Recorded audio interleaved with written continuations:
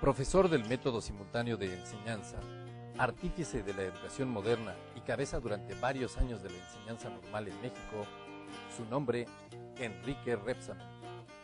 Nacido en 1857 en Krulin, Suiza, Enrique Rebsamen tuvo desde su juventud la vocación por el magisterio.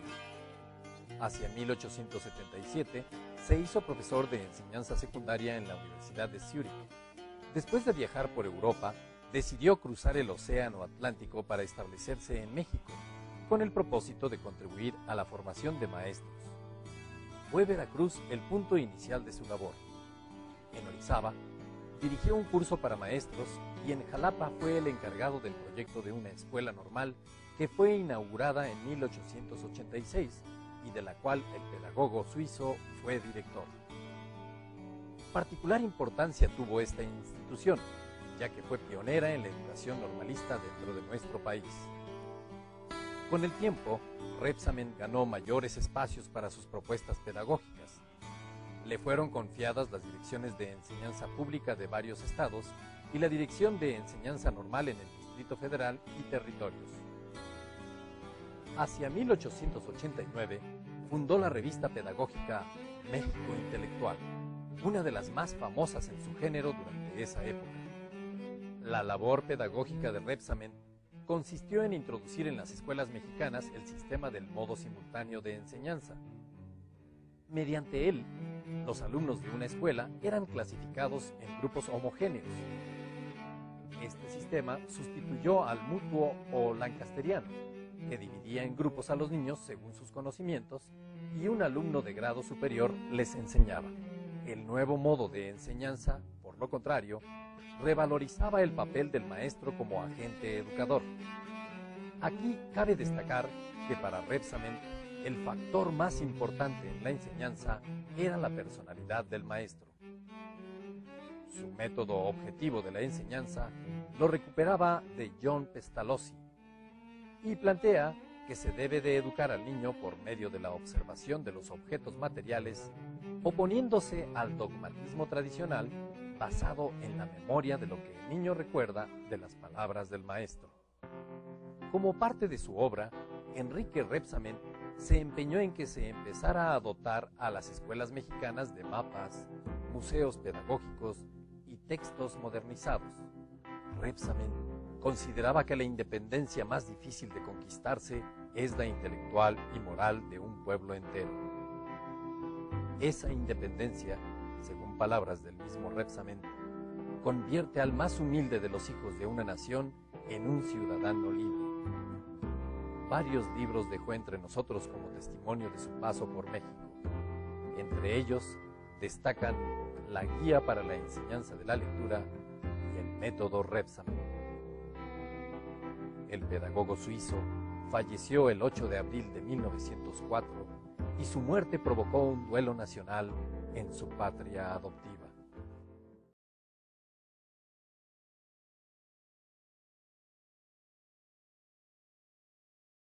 Joaquín Baranda.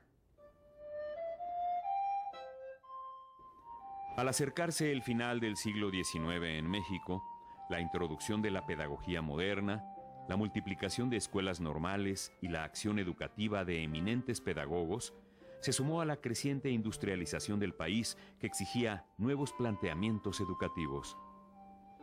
En esos años, la modernidad significaba mirar la evolución de los países más adelantados y ver la situación del propio país con ojos críticos para salir del siglo XIX más preparados ante el avance de los conocimientos científicos y técnicos del nuevo siglo XX. Este fue el paisaje cultural en el que trabajó el secretario de Educación e Instrucción Pública, don Joaquín Baranda, entre 1882 y 1901, en plena época dorada del porfirismo. Abogado, nacido en Campeche en 1840, Joaquín Baranda tuvo la tarea de modernizar la educación nacional y cumplir las demandas públicas que distintos grupos de pedagogos reiteraban como urgentes para el país. Por ello emprendió en 1896 una profunda reorganización conjunta de la educación pública desde el nivel primaria, reformando también la enseñanza media o bachillerato y la enseñanza superior de las principales profesiones del momento. Con el mismo fin, Baranda promovió 2 congresos nacionales de instrucción. El primero en 1889 para planear la unificación de los sistemas educativos en todos los estados del país y lograr la esperada unidad de la legislación escolar de la República Mexicana.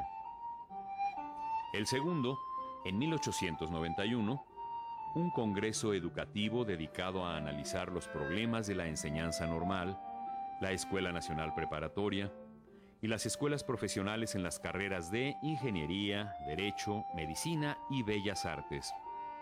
Además, la enseñanza de nuevas tecnologías de ese periodo, como lo fueron la telegrafía y la electricidad, así como la enseñanza educativa de los adultos. Baranda puso así en marcha un nuevo estilo de política educativa, logrando el apoyo de diversos pedagogos y especialistas de prestigio nacional para encauzar sus reformas. Joaquín Baranda fue el político más liberal y progresista del gabinete de Porfirio Díaz, hasta que éste lo mandó al exilio en Europa por temor a su crecimiento político que no le convenía al dictador.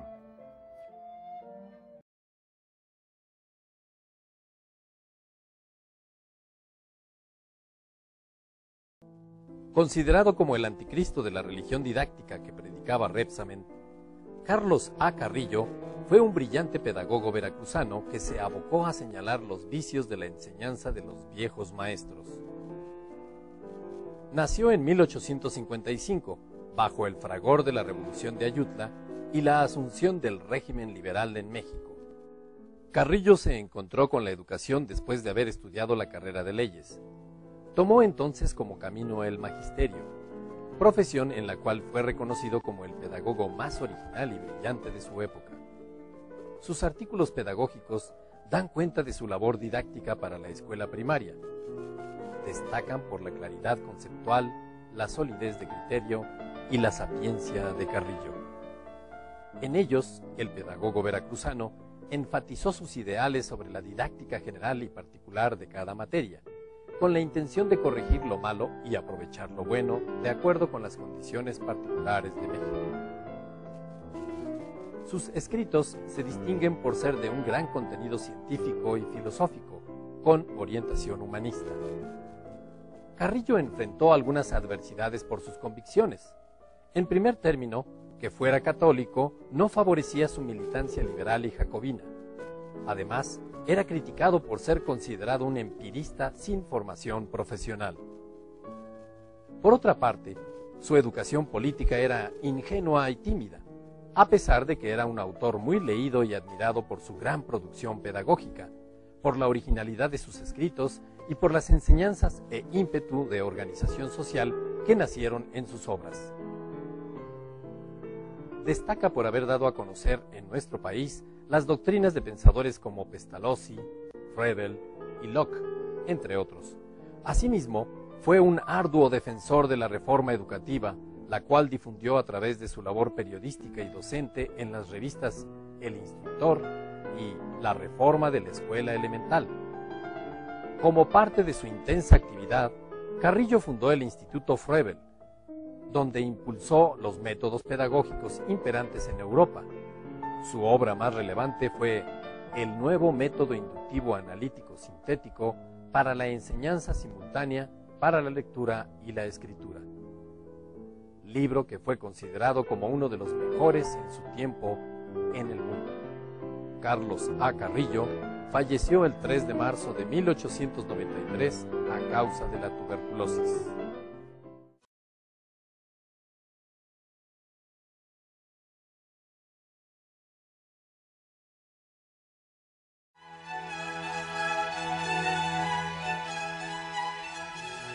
El verdadero maestro no es depósito de conocimientos estancados.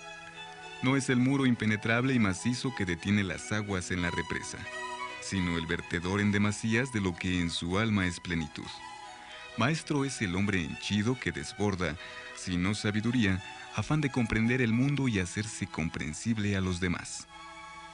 Estas palabras de Juan José Arreola se ajustan muy bien a la personalidad de Justo Sierra Méndez. Describen muy bien la disposición franca y generosa del maestro y por eso las hemos usado, para iniciar una breve semblanza de quien fuera reconocido como el maestro de América. Don Justo Sierra nació en Campeche en 1848 y aparentemente reposa en este lugar, la Rotonda de los Hombres Ilustres. ¿Por qué aparentemente? Lo correcto en este caso es afirmar que don Justo Sierra está presente en todos aquellos aportes y lugares que directa o indirectamente son parte de su monumental obra educativa. Más que una placa, un cuadro o algún bronce, la memoria de don Justo Sierra nos debe ser recordada por la constancia vibrante, cotidiana y viva de su obra ejemplar. ¿Cuáles son esos aportes? Entre muchos otros, podemos destacar la Ley de la Educación Primaria para el Distrito Federal y los territorios, aprobada en 1908, en la cual se constituyó la instrucción elemental como nacional, obligatoria y laica. Sin escuelas primarias para todos, la obligación de cursarla resulta letra muerta. Es menester construir más edificios dedicados a ese fin. Como secretario de Instrucción Pública y Bellas Artes, durante los últimos años del porfirismo, abogó permanentemente porque la instrucción elemental incluyese la educación para el cuerpo y una enseñanza no escolástica, apegada a la noción de ciencia natural de la época. La creación del desayuno escolar fue otro de sus grandes aciertos. La miseria de grandes sectores del pueblo interfiere la obligación. Los pobres no mandan a sus hijos a la escuela pública por imposibilidad material, porque no pueden sostenerlos decorosamente ni renunciar a su cooperación en el trabajo. Digno discípulo de otro gran educador, Ignacio Manuel Altamirano, apoyó la asignación de salarios decorosos para los profesores de instrucción primaria. Finalmente, la reapertura, en septiembre de 1910, de la moderna Universidad Nacional Autónoma de México, constituye la culminación de su proyecto nacionalista liberal educativo.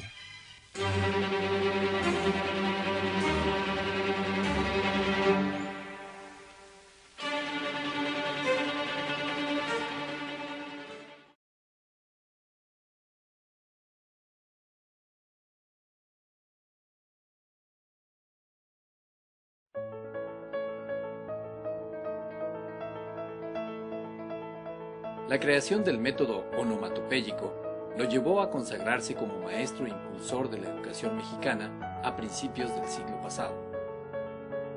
Gregorio Torres Quintero ocupó un lugar relevante que al paso de los años ha permanecido gracias a la importancia del método como elemento fundamental para la enseñanza de la lectoescritura. Concebido a lo largo de años de estudio y análisis, el método onomatopéyico para enseñar a leer y escribir simultáneamente apareció en 1904 y fue seguido de una guía metodológica complementaria. La primera letra se llama el llanto de la ratita y la segunda el silbato del tren. De esta manera sencilla y didáctica inicia la guía metodológica formada con un sentido práctico y razonado para poner fin a los métodos utilizados hasta ese momento que hacían difícil la enseñanza y el aprendizaje. Sin embargo, el nuevo método encontró por un lado adversarios que veían en él un procedimiento deficiente. Por otro, tuvo adeptos que lo consideraron una forma creativa para enseñar a escribir y leer simultáneamente. Inspirado en principios ya conocidos, pero aplicados con nuevas técnicas, el método fue aceptado en el nivel nacional. Los gobiernos de los estados y las sociedades pedagógicas de las entidades federativas decidieron experimentar para evaluar las posibilidades de adaptarlo como texto oficial en las escuelas primarias y combatir con él el analfabetismo en el país a principios del siglo.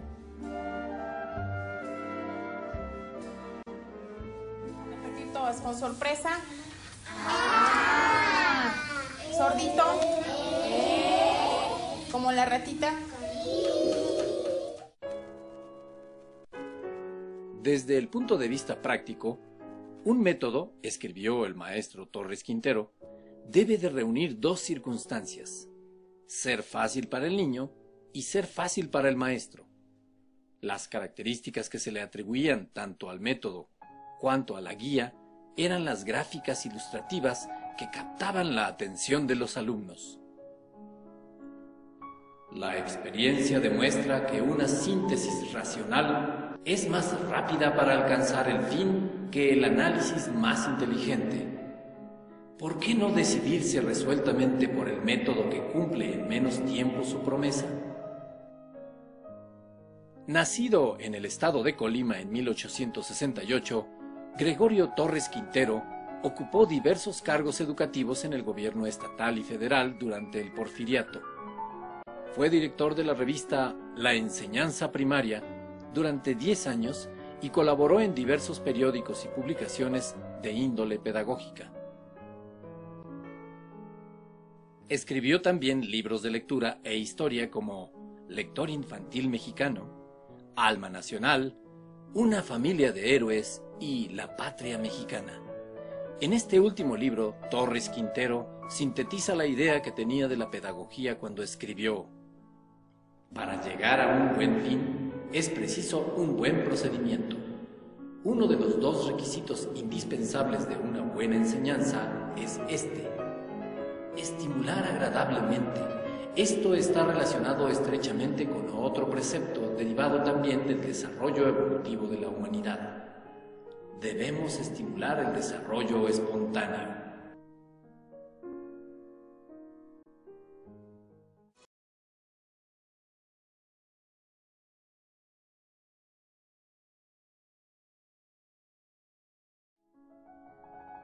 Desmesurado y en momentos genial. Así describe Emanuel Carballo, en muy pocas palabras, al controvertido escritor, filósofo, político, periodista, historiador y educador que fuera José Vasconcelos Calderón.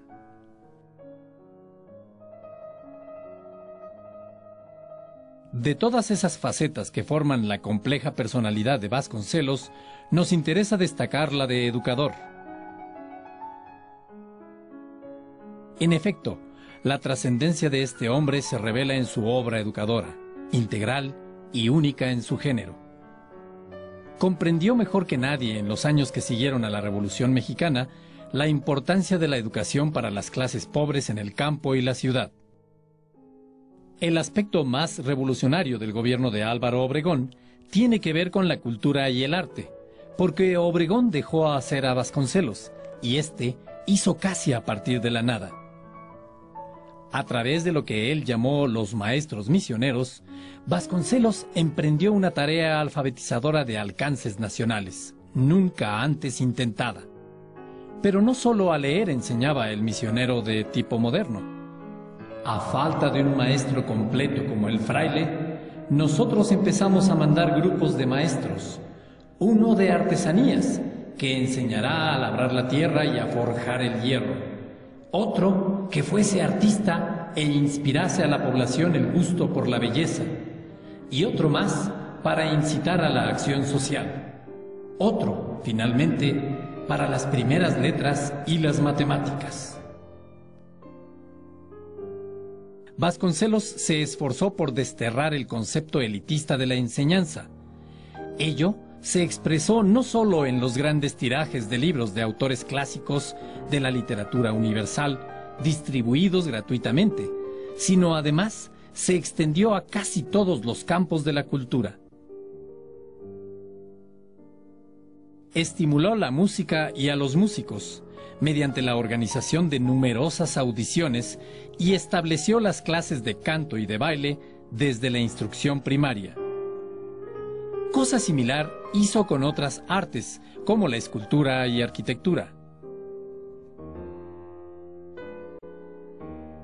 Admirador y entusiasta de las artes y artesanías populares, hasta entonces ignoradas por las personas cultas, estimuló su producción y preservación en las escuelas públicas sin desatender la enseñanza de oficios industriales como la ebanistería y la tipografía. También ofreció los muros de los edificios estatales a los pintores, para que realicen en ellos un arte monumental y público, un arte que narre con lenguaje propio la historia de nuestro pueblo. Consciente de que las mejores obras literarias no son panaceas inmediatas para mejorar una sociedad embrutecida por las guerras civiles, la explotación de siglos y la opresión de los dictadores, Vasconcelos cimentó su ambicioso y vasto plan educativo en la formación de maestros, la edificación de escuelas y bibliotecas públicas hasta en los rincones más alejados del país. La ignorancia es la causa de la injusticia y la educación, suprema, igualitaria, es la mejor aliada de la justicia. Maestro y tirano son dos términos que se excluyen. En cambio, libertador y maestro son sinónimos. Por eso los pueblos libres veneran a sus maestros y se preocupan por el adelanto de sus escuelas. Vista desde la perspectiva de hoy, su labor sorprende por su realismo y audacia. Deudor de Lunacharsky, primer comisario de educación de la Unión Soviética, José Vasconcelos Calderón, el polémico Ulises criollo que revolucionara la enseñanza en nuestro país, muere en México, en el Distrito Federal, en 1959, a la edad de 76 años.